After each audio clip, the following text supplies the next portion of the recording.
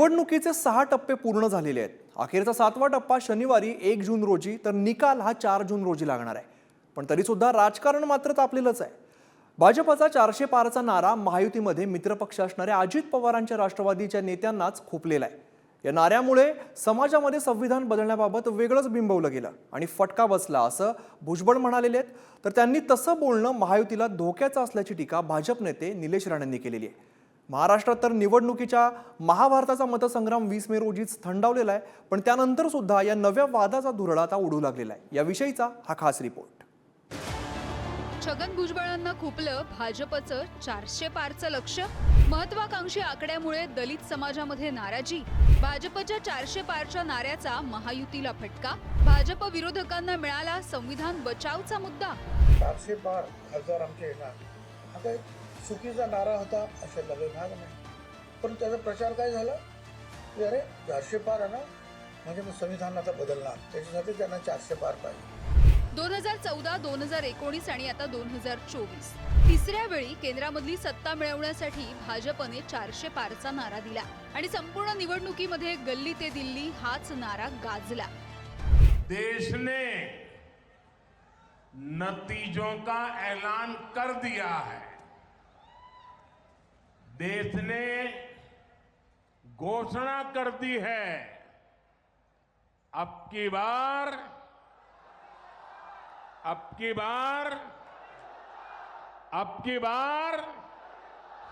मात्र भाजपने दिलेला हाच नारा लोकसभा निवडणुकांमध्ये मित्रपक्षांसाठी तोट्याचा ठरलाय का? कारण हा 400 पारचा नारा भाजपच्या मित्रपक्षांनाच डोकेदुखी ठरल्याचं विधान महायुतीमध्ये मित्रपक्ष असणाऱ्या अजित पवारांच्या राष्ट्रवादीचे नेते छगन भुजबळ यांनी त्यांच्या शैलीत मांडलाय.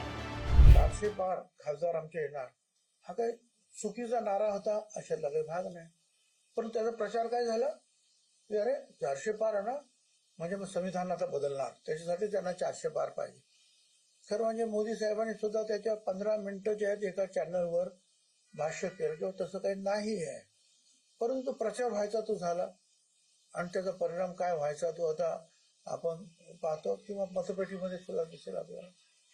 तर असे आणखीन वादविवाद नवीन हे मनुस्मृतीचे ज्याला सगळ्यांनी विरोध केलेला आहे आणि आम्ही तर फुले शाहू आंबेडकरांची ते नाव सांगणार आहोत. मित्रपक्षामधल्या छगन भुजबळ यांच्यासारख्या नेत्यानंच या कॅम्पेनचा फटका बसल्याचं सांगितलं. त्यांना अपेक्षेप्रमाणे भाजपचे माजी खासदार निलेश राणे यांनी खडे बोल सुनावले. एक प्रकारे भुजबळांसारख्या ज्येष्ठ नेत्याला त्यांनी युती धर्माची आठवण करून दिली आहे. तुम्ही युती सरकारमधले एक मंत्री आहात, ज्येष्ठ मंत्री आहात, ज्येष्ठ नेते आहात. आपण जे बोलतो त्याचा इफेक्ट समाजामध्ये, अलायन्समध्ये कसा जाईल ह्याचा विचार आपल्यासारख्या एका मोठ्या नेत्यांनी करायला हवा होता. माझ्यासारखा लहान कार्यकर्ता जेव्हा विचार करतो की जर हे मला समजत असेल की माझ्या कुठल्या वक्तव्यामुळे अलायन्सला नुकसान होता कामा नाही तर आम्ही ते करत नाही. भुजबळ साहेबांचं हे काय पहिलं वक्तव्य नाही. अनेक वेळेला त्यांनी भारतीय जनता पक्षाला डिवचायचं काम केलं. आम्ही ऐकत होतो, इतके दिवस आम्ही ऐकतोच आहे, पण ऐकून ऐकून किती ऐकायचं. महायुतीमधल्या इतर नेत्यांची भूमिका काहीशी सबुरीची असली तरी भुजबळांना सुद्धा सबुरीचा सल्ला देणारीच आहे. काँग्रेसनं किती वेळा संविधान बदललं हे जनतेला नीट त्या ठिकाणी सांगितलेलं आहे आणि त्याच्यामुळे अशा प्रकारच्या शंका खरं म्हणजे जाहीरपणे महायुतीतल्याच नेत्यांनी त्या ठिकाणी नको मांडायला हव्यात, जेणेकरून त्यामुळे एक चुकीचा आपल्या महायुती अंतर्गत संदेश जाऊ शकतो. आपल्या गोष्टी 4 भिंतीत विश्लेषण व्हावं, जाहीरपणे कारणे-मीमांसा किंवा विश्लेषण होत नसतं याची भुजबळसारख्या वरिष्ठ नेत्यांनी त्या ठिकाणी नोंद घ्यायला हवी. इंडिया आघाडीने त्यांच्या निवडणुकीची एक स्ट्रॅटेजी ठरवली होती. त्याच्यात घटना बदलणार हा प्रामुख्याने मुद्दा घेतला. समाजातील सर्व दलित वर्ग कसा आपल्या बाजूने जाईल हा त्यांचा पुरेपूर प्रयत्न होता. परंतु मोदी साहेबांनी त्यांच्याबद्दलचं स्पष्टीकरण दिले की घटना बदलण्याचा अधिकार कुणालाही नाही, परंतु निवडणुकामध्ये काय आता समोर घेऊन जायचं लोकांनी, तर यापेक्षा पॉवरफुल मुद्दा त्यांना वाटलं की घटना बदलणार. जर मग 400 पार जर झाले हे बहुमतात असणार मागच्या वेळेला बहुमतातच होते ना. भाजपचे नेते नाराजी व्यक्त करत असताना मग इंडिया आघाडी म्हणजे आपल्या महाराष्ट्रामधल्या महाविकास आघाडीचे नेते गप्प तरी कसे बसणार? पंतप्रधान मोदी इन्कार करत असले तरीही भाजपचेच काही नेते संविधान बदलण्यासाठी 400 पारचं लक्ष्य असल्याचं सांगत होते, असा आरोप काँग्रेसनं केलाय. ज्योती मिर्धा कोण आहेत? या खासदारकीच्या कॅन्डिडेट आहेत राजस्थानमधनं. लल्लू सिंग कोण आहेत? हे अयोध्येचे खासदार आहेत, आता पुन्हा ते निवडणुकीला उभे आहेत. अनंत हेगडे कोण आहेत? हे मंत्री होते, हे खासदार आहेत.